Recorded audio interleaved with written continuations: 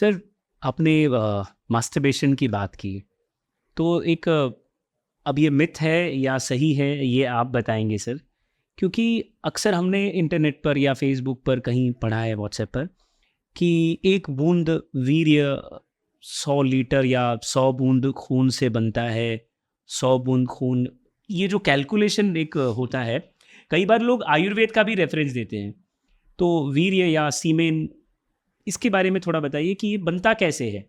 और इसकी क्वांटिटी, मतलब ऐसे भी हमने पढ़ा है कि खासकर वो जो एड्स हम देखते हैं, जो मैं सर्टिफाइड या इस पर मैं नहीं जा रहा हूँ सर, लेकिन जो आम एड्स होते हैं, जो ट्रेनों में, बसों में लगे होते हैं कि आपने अपनी जवानी बर्बाद कर दी, वीर्य बर्बाद कर दिया, ये सब जो वो यूथ को या टीनेजर्स को बड़ा परेशान करता है, वो गिल्ट में आ जाते हैं। तो ये प्लीज़ अगर आप बता सकें। अभी एक तो ये जो आपने सुना होगा कि 1 बूंद वीर्य यानी 1 बूंद सीमेन यानी कि 10 या 100 बूंद खून, ये बिल्कुल ही गलत बात है। आखिर वीर्य है क्या, इसको हम समझते हैं। जैसे हमारे शरीर में बहुत सारी ग्लैंड्स हैं, ग्रंथियां हैं। जैसे आप रोते हो तो आपकी आंखों से आंसू आते हैं, कहाँ से आते हैं? आंसू निकलने के लिए खास ग्रंथि दी है आपको, जिसको हम लोग लैक्रिमल ग्लैंड कहते हैं। जैसे हमारे मुंह में लाल आती है, सलाइवा जिसको हम कहते हैं, वो कहाँ से आती है? हमें सलाइवरी ग्लैंड्स दिए गए।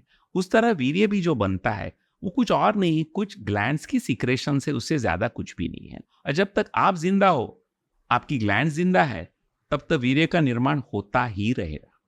अभी क्या है, वीर्य ये 3 चीजों का मिश्रण है।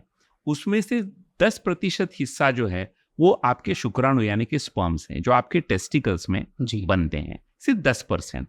बचा हुआ 90% जो हिस्सा है वो दूसरी 2 ग्रंथियों का मिश्रण है, उसके सिक्रीशन से। जैसे कि समाइनल वेसिकल्स नाम की एक ग्रंथि रहती है, जिससे जो सिक्रीशन निकलते हैं वो 60% रहते हैं आपके वीर्य में। और प्रोस्टेट नाम की जो एक तीसरी ग्रंथि रहती है, जिससे जो सिक्रीशंस होते हैं वो 30% रहते हैं। यानी कि 30% प्रोस्टेट ग्लैंड के सिक्रीशंस, 60% समाइनल वेसिकल्स के सिक्रीशंस और 10% सिर्फ स्पर्म। इन तीनों का मिश्रण वीर्य होता है। और ये बना बनाया नहीं रहता, ये सब अलग अलग चीजें हैं। जब आप उत्तेजित होते हो, जब आप सेक्सुअल एक्टिविटी में एक्टिव होते हो, और जब वो वक्त आता है कि आपका सीमेन निकले, बस उसी क्षण ये 10% जो शुक्राणु है, स्पर्म्स है, वो आके समाइनल वेसिकल्स के सिक्रीशंस और प्रोटेस्ट के सिक्रीशन उसी वक्त मिल जाते हैं और वो बाहर निकल आते हैं। यानी कि पहले से वीर्य अंदर बना बनाया नहीं। जैसे कि हमारे घर में चाय है, बनी बनाई चाय तो होती नहीं। चाय पत्ती आपके घर में पड़ी है, दूध पड़ा है, शक्कर पड़ी है, लेकिन जब आपको चाय पीनी है उसी वक्त आप इन तीनों चीजों को मिलाते हो और चाय बन जाती है। उसी तरह वीर्य भी इन तीनों चीजें अचानक मिल जाती है जब आपका वीर्य निकलने का वक्त आता है सेक्सुअल एक्टिविटी के दौरान। इस तरह से अभी इसमें जो समाइनल वेसिकल का सिक्रीशन है, जो सिक्रीशन है 60%, वो एक आम ग्रंथि है जी। उसमें कोई भी अलग सी बात है नहीं। प्रोस्टेट ग्लैंड की भी जो सिक्रीशन है, जो 30% वीर्य को बनाती है, वो भी एक आम सिक्रीशंस है। और ये ग्रंथियां जीवन भर काम करेगी, जीवन भर सिक्रीशंस पैदा होंगे। इसलिए वीर्य का कोई फिक्स कोटा आपको नहीं दिया गया है। जब तक आप जिंदा है, वीर्य बनता जाएगा। शुक्राणु भी जो है वो आप देखिए, हर मिनट कम से कम 20,000 शुक्राणु आपके जीवन में बन रहे हैं, आपके शरीर में बन रहे हैं लगातार 24 घंटे। जब से आप उम्र के 10-11 साल से शुरुआत हो जाती है, तब तक आप, यानी कि अगर हर मिनट अगर आप 20 कम से कम 20,000 से 1,20,000 तक शुक्राणु आपका शरीर अगर पैदा कर रहा है, तो कितने ज्यादा आपके शरीर में बन रहे, तो इतना सबका लेके करोगे क्या? इसलिए इनका बाहर निकलना ही ठीक है, क्योंकि हर वीर्य का, हर शुक्राणु, हर स्पर्म का लाइफ भी है सिर्फ 25 से 40 दिन। 25 से 40 दिन के बाद वो शुक्राणु, वो स्पर्म वैसे भी मर जाता है।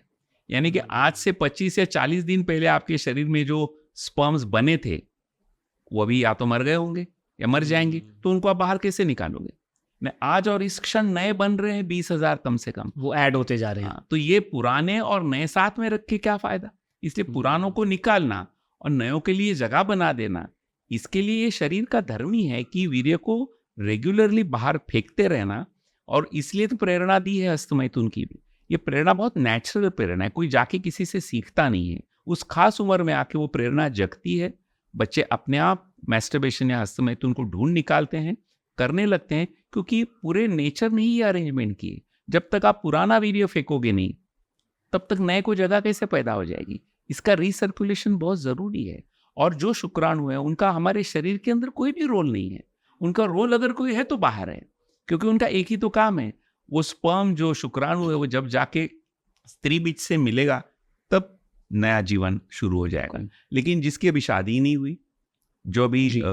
तो उनके शरीर में जो बनने वाले स्पर्म्स हैं उनका उनके शरीर में और कोई रोल नहीं, इसलिए उनको बाहर जाने देना यही सही चीज है। इसलिए वीर्य को लेके इस तरह की कोई एंग्जाइटी यंगस्टर्स ना, चाहे कितना वीर्य निकलता हो, कोई जैसे हम कहते हैं ना बहता हुआ पानी हमेशा स्वच्छ रहता है, एक बारी पानी एक जगह जम गया तो फिर वो गंदा होने लगता है। इसलिए वीर्य को भी बहते रहना चाहिए।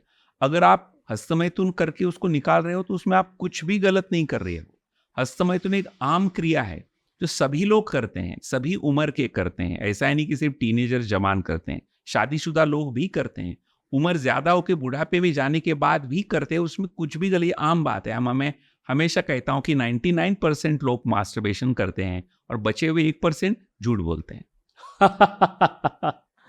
ये नोट करने वाली चीज़ है सर, कि 99% लोग मास्टरबेशन करते हैं और 1% झूठ बोलते हैं। और इससे आपके शरीर को कोई नुकसान नहीं पहुंचता। आपकी जो फर्टिलिटी, आपको बच्चा पैदा करने वाली आपकी क्षमता है, ये बिल्कुल कम नहीं होती। आपके शुक्राणु खत्म नहीं होते। जैसे कि कभी हम कहते हैं मैंने ज्यादा रो लिया तो मेरे आंसू ही खत्म हो गए, नहीं, कभी नहीं खत्म हो गए। कि मैंने मेरी जो लाल मुंह में पैदा होती है वो मैंने बहुत ज्यादा पैदा कर ली, अभी वो खत्म हो गई, अब मेरे मुंह में, ऐसा नहीं होता। हर शरीर में जितनी ग्रंथियां हैं वो सभी हमेशा के लिए, जब तक आप जिंदा है, काम करती रहेंगी।